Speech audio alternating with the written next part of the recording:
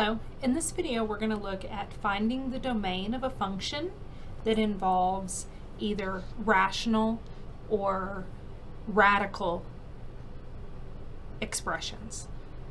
Alright, so our first example, we're finding the domain of the function f of x equals 4 over 100 minus x squared. And when you have a fraction, the only thing we're interested in is that denominator, because our denominator cannot be equal to 0 if we have a fraction. So we want 100 minus x squared to not be 0. So that means that 100 cannot be equal to x squared.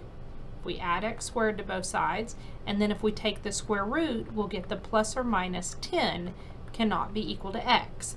X can be anything except for those 2 points. So if we look at those 2 points on a number line, make sure you put them in order left to right, not necessarily making it to scale, but making sure that the numbers are in order, the smallest, most negative on the left, and the positive, biggest one on the right. We want everything except for those 2 points.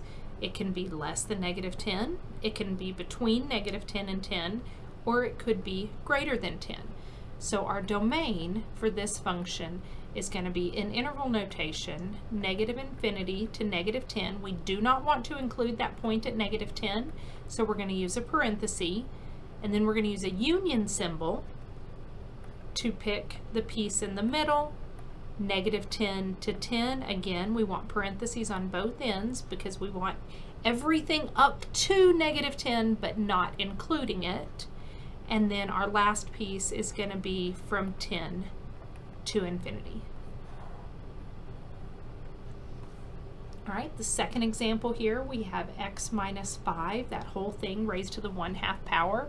That's the same thing as the square root of x minus 5, so it doesn't matter what form you see it in, whether you see it with an exponent that has an even number in the denominator, or you see it with the square root notation, or 4th root or 6th root, any even root. We cannot take an even root or a square root of a negative number. And so what we need, it doesn't matter what it is, but we're going to take whatever is inside that square root or inside those parentheses has to be a positive or at least a non-negative number. It could be equal to 0, so we're going to set it greater than or equal to 0. And then if we add 5 to both sides to solve that for x, we get x has to be greater than or equal to 5. If you want to put it on a number line, greater than, remember the alligator eats the bigger number and it's eating the x, so we want the numbers that are bigger than 5. It can be equal to 5, so we're going to have a square bracket or a closed circle. And so our domain, we read this left to right. The first place that it's going to be is that 5. It's got a square bracket on it all the way out to that arrow, which is positive infinity.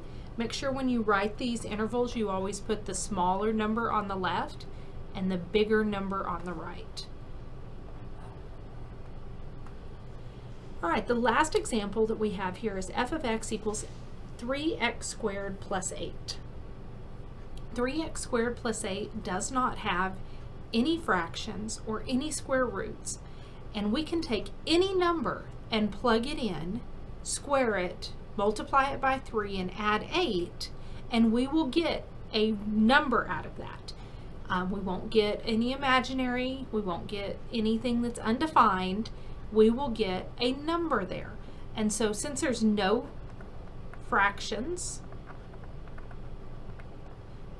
no square roots, that means that there are no restrictions. And no restrictions means that our domain is going to be all real numbers.